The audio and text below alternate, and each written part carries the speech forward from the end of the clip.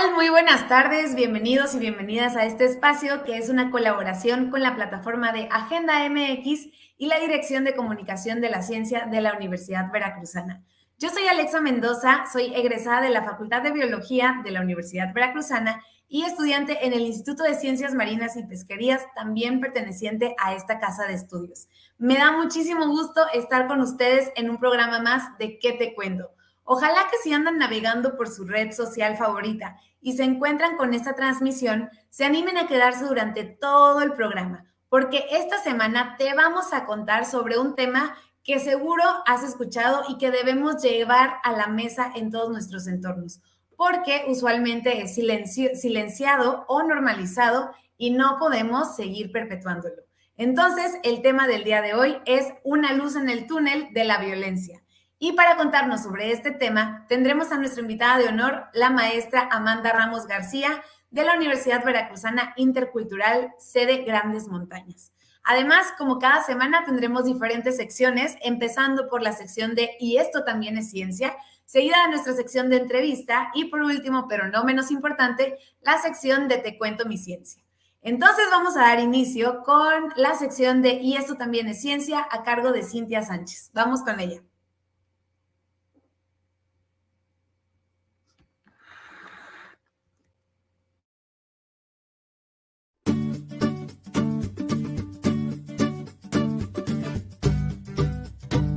Uno de los regalos más comunes para los infantes suele ser una mascota. Sin embargo, no todos los animales son ideales para la compañía, pues muchos de ellos son exóticos y pueden convertirse en un grave problema.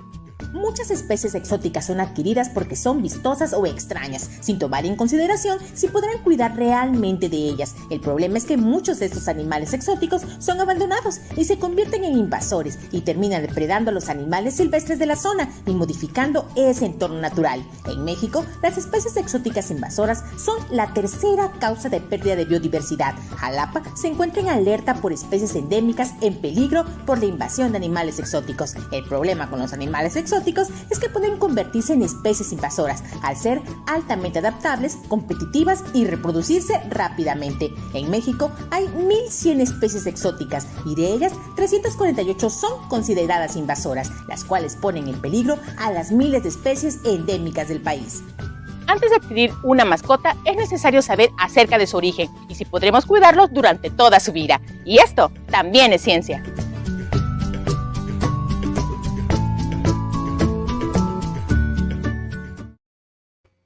Muchísimas gracias a Cintia Sánchez y a poner atención a eso de las especies exóticas.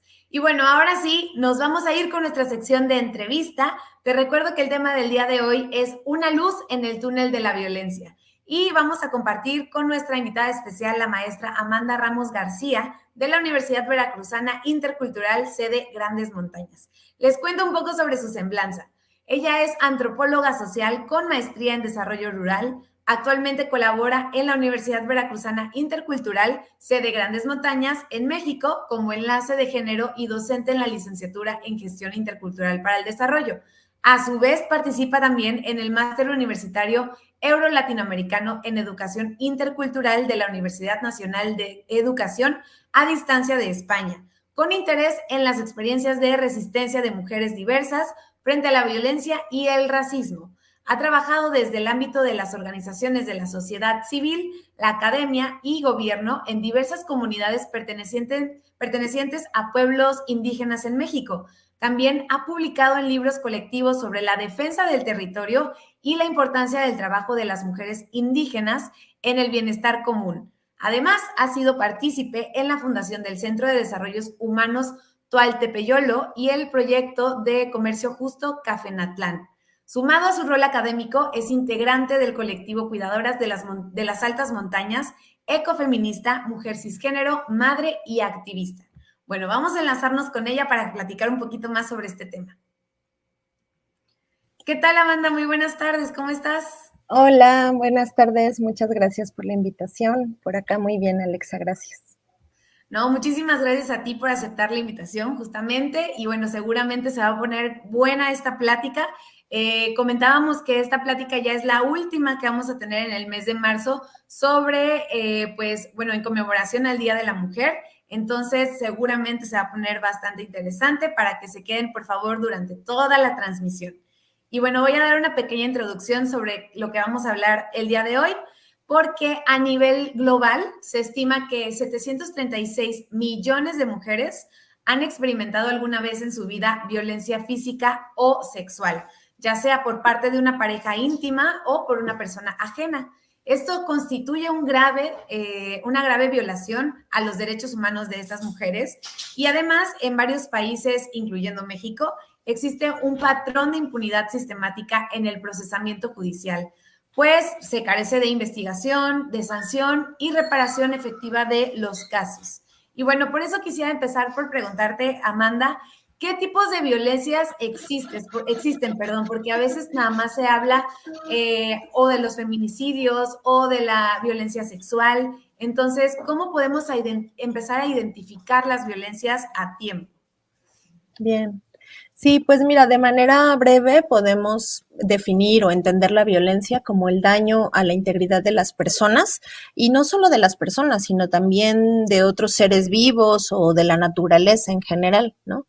Por ejemplo, en la UBI llevamos una experiencia educativa de derechos humanos y ahí estudiamos que para lograr una cultura de paz donde se respeten, se cumplan, ¿no?, los derechos individuales y colectivos de las personas, pues es necesario reconocer que ahora en la mayoría de las sociedades predomina o prevalece una cultura de la violencia. Es decir, esta cultura de violencia está tan normalizada que nos asustamos tal vez, la vemos expresada en altos índices de homicidio, de feminicidio, como ya decías tú, de secuestros, de violaciones y otros delitos, pero también en esas expresiones más sutiles, ¿no?, de odio y de discriminación hacia determinados grupos y sectores, ¿no? Por ejemplo, cuando ha sido el tema de que llegan migrantes centroamericanos a México y las redes sociales se llenan de estas expresiones de odio, de discriminación. Cuando hay marchas también, cuando las mujeres marchamos por nuestros derechos, pues también las redes sociales expresan esos discursos de odio, ¿no? Pero también quienes estudiamos la violencia nos damos cuenta que la violencia también se expresa en indicadores de desigualdad, por ejemplo, económica, en indicadores de pobreza, en la cuestión de explotación de las personas, de la naturaleza, como ya decía hace rato, del deterioro ambiental. Hay un investigador que se llama Galtung, que él es noruego y es sociólogo y matemático también. Y ha escrito mucho sobre la paz, sobre los conflictos, y él identifica 3 expresiones o 3 tipologías, digamos, de la violencia, ¿no? La directa, la cultural y la estructural. La directa es aquella, pues, como más común, no más común, sino como que detectamos más fácilmente, ¿no? Que es aquella que se expresa mediante acciones de contacto físico, verbal, virtual incluso, ¿no? Y está relacionada, pues, con la manera como nos comportamos las personas. Entonces, a eso se llama violencia directa.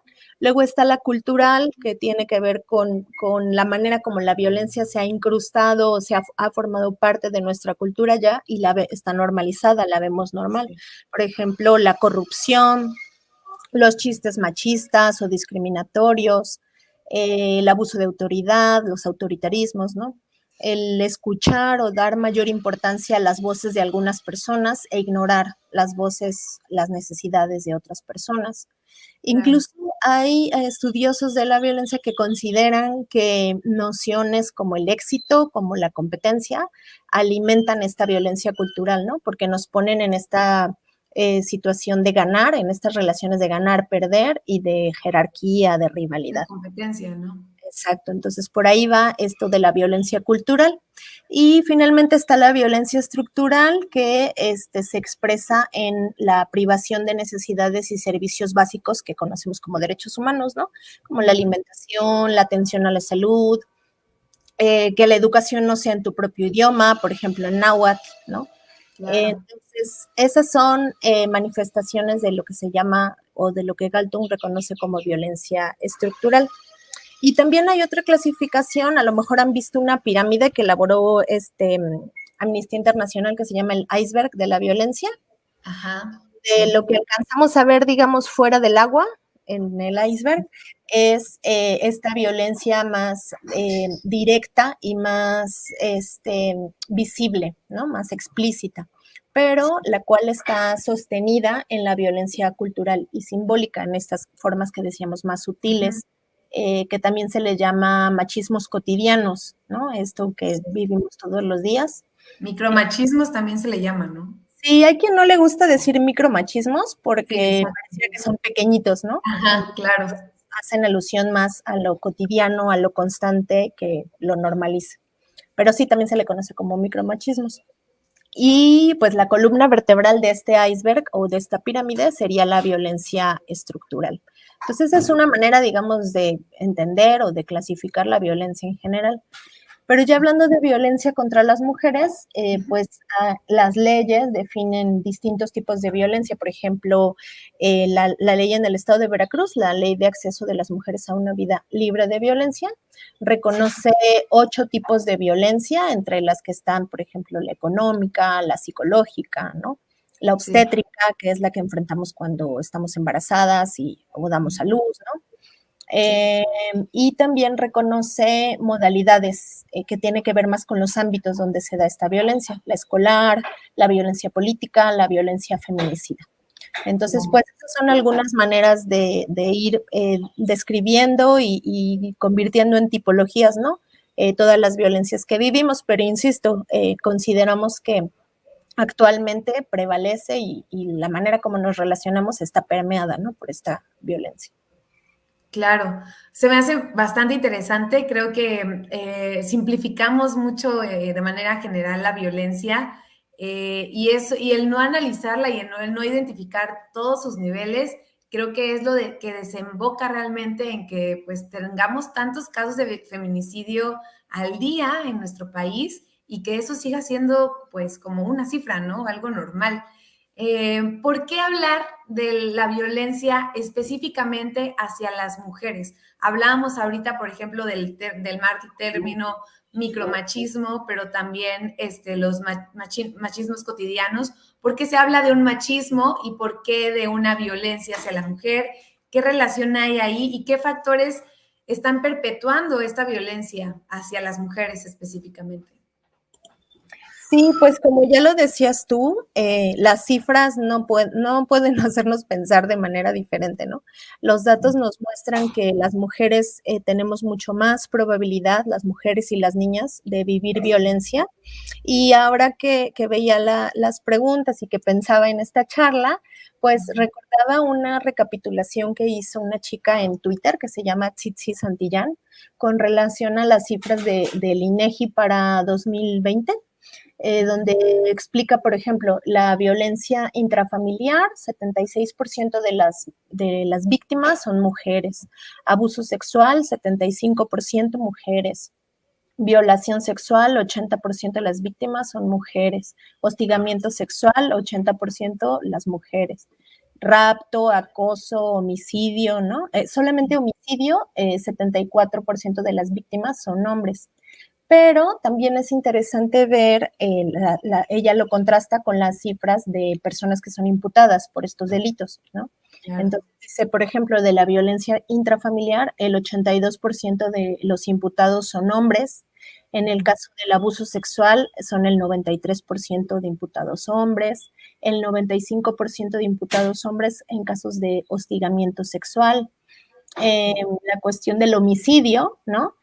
Por ejemplo, aunque las víctimas son mayoritariamente hombres, los imputados también son mayoritariamente hombres, ¿no? Claro. Entonces nos damos cuenta que aquellos delitos, dice Tsitsi, ¿no? De índole sexual o que involucran a la familia, a la pareja, pues afectan mayoritariamente a las mujeres y quienes principalmente realizan esos actos delictivos son hombres. Entonces, este panorama, pues, nos lleva a ver estos discursos, ¿no? Que dicen, la violencia nos afecta a todos. Pues sí, nos afecta a todos, pero las cifras nos muestran que no nos afecta de la misma manera, ¿no? Exacto. Y que las mujeres estamos, justo por esta cultura machista y esta cultura de la violencia, estamos mucho más expuestas a ella, ¿no? Entonces, claro. en ese sentido, pues es muy necesario hablar de la violencia que vivimos las mujeres y también hablar de la violencia de aquellas construcciones masculinas que favorecen, que propician el ejercicio de esta violencia machista. Sí, totalmente. Creo que el tema del machismo, pues es también todo un, pues muy complejo, ¿no? Porque definitivamente a quien nos está afectando directamente, pues es a las mujeres, pero también afecta a los hombres, aunque no lo queramos o no lo quieran ver así o no sea como lo más hablado. Esta cifra que mencionas tú de los hombres son los que padecen más homicidios, pero ¿por quién? Pues por otros hombres. También tiene una relación con el machismo, ¿no? Con esta competencia que tienen que tener ellos como hombres también. Y bueno, hablando también ya de estas cifras de víctimas e imputados, quisiera preguntar cómo va avanzando el sistema de denuncias y justicias, al menos en nuestro país o a nivel global, a lo mejor, a qué retos nos enfrentamos, ¿no? Hace rato mencionaba que normal, o sea, que de tantos casos que hay todos los días de feminicidios, de violencia de género, perdón, violencia sexual también, pocos son los que logran ver la luz de la justicia, ¿no? Entonces, ¿cómo estamos avanzando ahí? Realmente la lucha, en este caso del activismo de las mujeres, el activismo feminista, ha hecho que cambien estas cifras. ¿Qué retos nos faltan? ¿Qué nos puedes mencionar sobre eso? Pues yo creo que un avance importante es que estemos hablando de ello, ¿no? Claro. Las leyes, por ejemplo, que reconocen la violencia contra las mujeres como un problema público, como un problema que nos atañe, que le atañe al Estado, que requiere acción gubernamental, etcétera, son muy recientes, son de 2007. O sea, antes de 2007 se pensaba que la violencia contra las mujeres era algo del ámbito privado, que Exacto. era un problema de pareja, que era un problema familiar, donde no tenían que meterse. Entonces, el hecho de que estemos hablando de violencia, pues yo creo que ya es un paso muy, muy, muy importante. Y en ese mismo sentido, pues cada vez más esta frase, ¿no? Que decimos de nunca más tendrán la comodidad de nuestro silencio, pues creo que la estamos poniendo en práctica. Entonces estamos diciendo, nombrando, quejándonos, denunciando mucho más, ¿no? Decían algunas compañeras, ¿será que ahora hay más violencia o será que ahora la estamos diciendo más, ¿no? ¿Será que ahora la reconocemos? Entonces, por un lado está eso de ya no quedarnos calladas, que también tiene que ver con las redes y las alianzas que vamos tejiendo entre mujeres. Pero por otro lado, nos enfrentamos con un sistema de justicia pues que reproduce estas lógicas machistas, ¿no? Obviamente no se puede generalizar, obviamente no podemos decir que en todos lados pasa lo mismo, pero las cifras también nos dan pistas en ese sentido. Entonces, por ejemplo, de cada 100 delitos, de cualquiera, no solamente relacionados con la violencia contra las mujeres, sino delitos en general, solamente uno llega a sentencia. Sí. Entonces, y esa sentencia tampoco quiere decir que haya reparación, que haya, ¿no? Que las víctimas se sientan más tranquilas, sanadas, ¿no? Etcétera.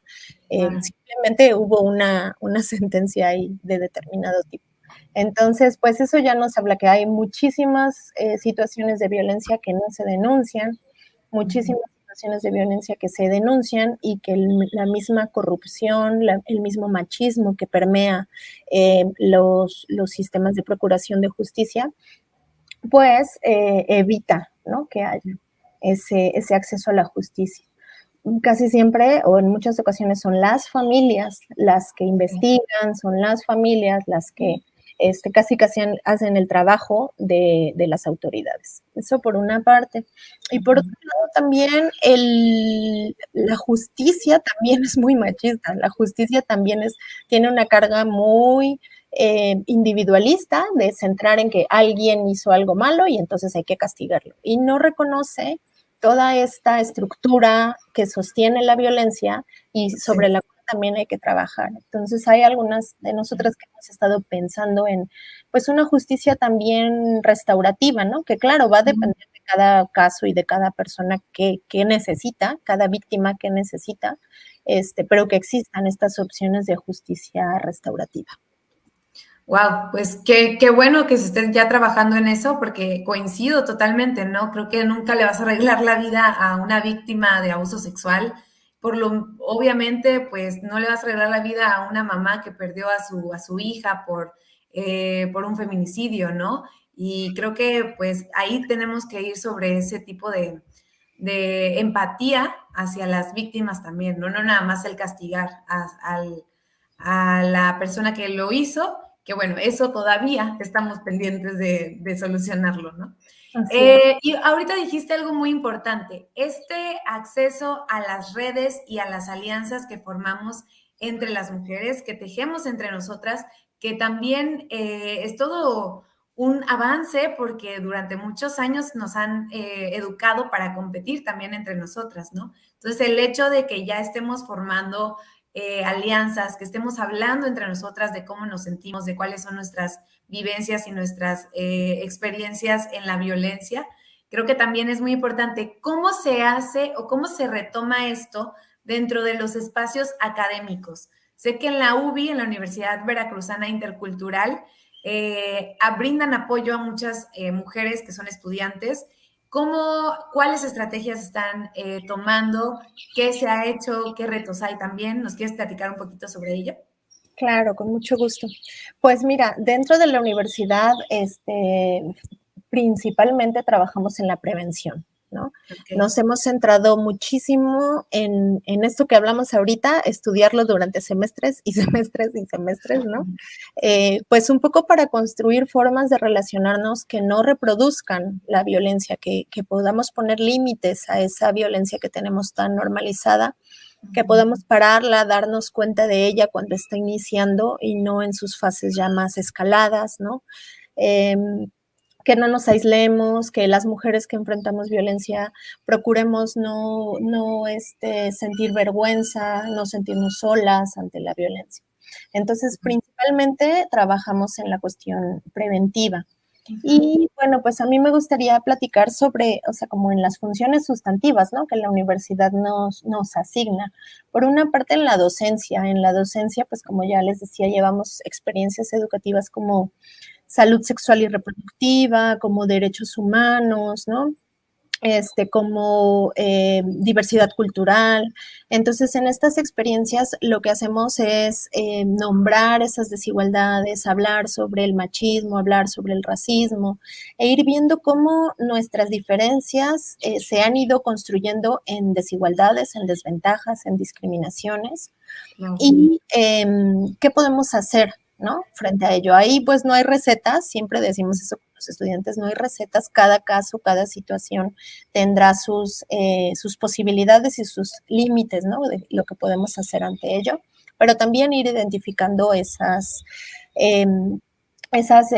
posibles alternativas, ¿no? Por una parte. Luego, en la función de tutoría, pues como es un acompañamiento más personalizado con las y los estudiantes, pues muchas veces nos volvemos, tejemos con las estudiantes una relación más cercana, ¿no? Más de confianza. Y entonces, pues a veces ahí se han presentado necesidad de asesoría, de orientación en este tipo, tanto dentro, por casos de violencia, perdón, tanto dentro como fuera de la universidad. Entonces, pues dentro de la universidad, canalizar, utilizar los protocolos que existen, ¿no? Pedir asesoría con las autoridades correspondientes y sobre todo ser muy empáticas y receptivas con la comunidad universitaria, principalmente con las estudiantes. Y atender, o sea, darle un lugar a estos conflictos, a estas tensiones. Y cuando son situaciones que rebasan, digamos, lo que podemos hacer dentro de la universidad, entonces el mismo trabajo de vinculación que hacemos desde la UBI, por estar como muy ocupados en el trabajo comunitario, pues eso nos lleva a la vinculación.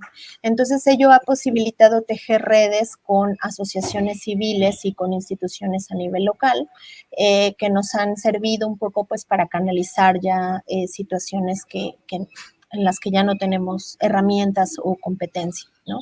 Esa ha sido otra parte. Y también otra cosa linda, digamos, es en la parte de las investigaciones. Las estudiantes empiezan a llevar estos temas a las investigaciones vinculadas que realizan con otras niñas, con otras jóvenes, en escuelas, en sus comunidades, en sus familias, en sus colonias, y eso se va convirtiendo en, pues, como en otros semillitas, ¿no? Y después ellas escriben sus documentos recepcionales, sus tesis sobre ello. Esa ha sido otra de las actividades.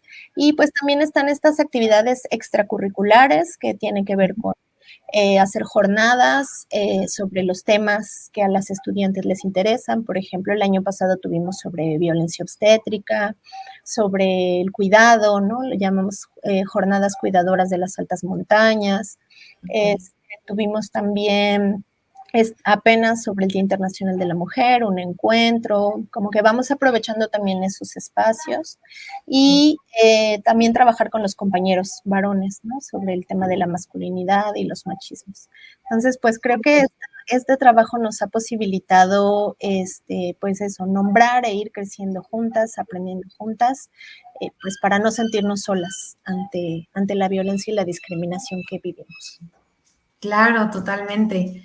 Pues qué bonito, la verdad es que me parece súper pertinente que ya empiece a haber cada vez más carreras y licenciaturas enfocadas a este tema.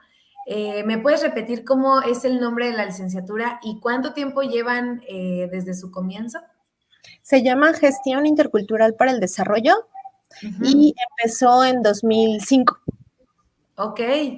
Ahora la UBI lleva un rato en realidad. Sí.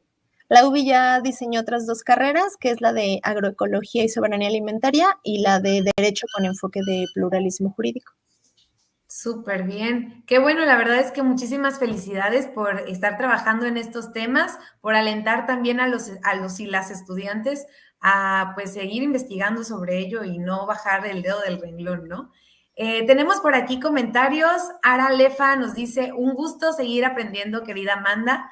Y Mónica Trejo nos dice, saludos, querida Amanda, un gusto escucharte. Pues ahí están las felicitaciones. Saludos también a las compañeras. No sé si tengas algún comentario para cerrar, alguna sugerencia para el público que nos ve o algún dato que nos quieras recordar. Sí, no, pues solamente decir que ahorita pues el empuje del movimiento feminista también ha ayudado a posicionar temas que antes eran invisibilizados, menospreciados, ¿no? O que solo eran temas de mujeres.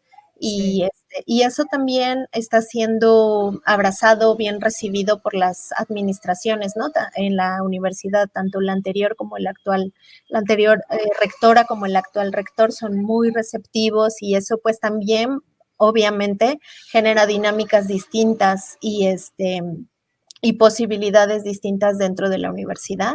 Entonces, en ese sentido, es un gran momento para poder dar pasos un poco más grandes en la lucha y el combate contra la violencia y discriminación contra las mujeres. Totalmente de acuerdo. Creo que es algo que platicábamos antes de entrar al programa, el cómo pues la universidad también ha tenido que ir agarrando el paso ante la presión pues social de las mujeres, ¿no? De la lucha también feminista dentro de los espacios académicos, que pues no, es que pues lo abarca todo, ¿no? La violencia no determina o no se espera afuera de la escuela, ¿no? Siempre nos abarca en todos los espacios y pues qué bueno que ya estemos en este punto de dialogarlo y de buscar soluciones cada vez más en todos los espacios.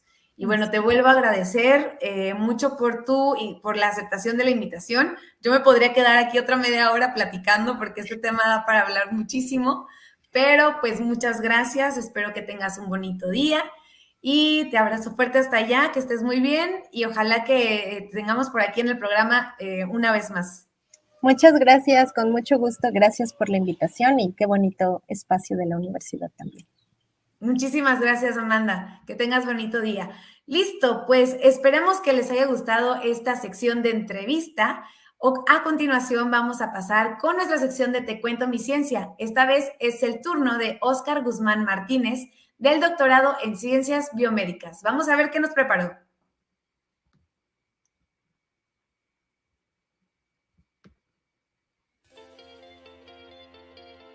Uno de los principales temas de investigación, en torno a la infección por SARS-CoV-2, que es el virus causante de la COVID-19, ha sido conocer la duración de los anticuerpos de memoria, que son los que participan en la protección en caso de volver a estar en contacto con el virus.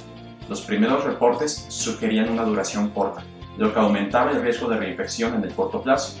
Es por eso que nuestro equipo decidió abordar este tema, y mediante el uso de modelos matemáticos de predicción, en colaboración con el Dr. Antonio Marín del Instituto de Inteligencia Artificial, demostramos que la duración es mayor a lo que se tenía pensado anteriormente, estimándose en 744 días, y que los niveles son mayores y más duraderos conforme aumenta la severidad de COVID-19, lo cual coincide con trabajos ya reportados. En el laboratorio de biología seguimos investigando la inmunidad debida a la infección por SARS-CoV-2 y por vacunación.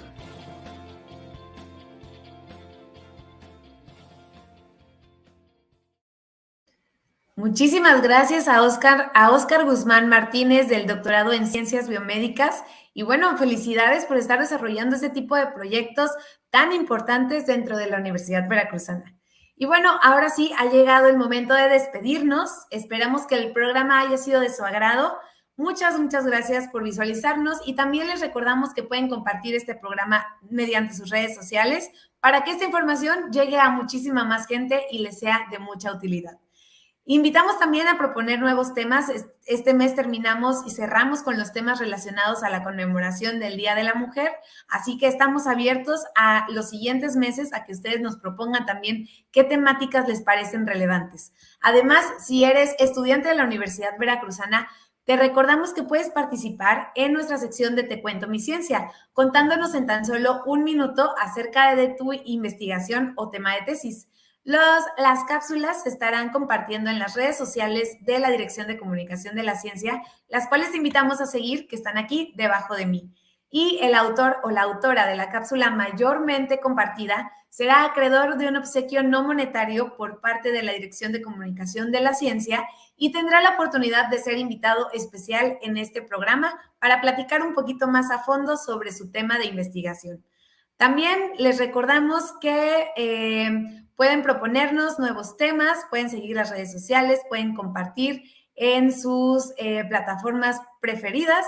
Y bueno, esto ha sido todo por hoy. Yo soy Alexa Mendoza. Me dio mucho gusto tenerlos por aquí en un programa más de ¿Qué te cuento? Nos vemos la próxima semana, el viernes a las 4 de la tarde, en un programa más de ¿Qué te cuento? Nos vemos. Bonita tarde.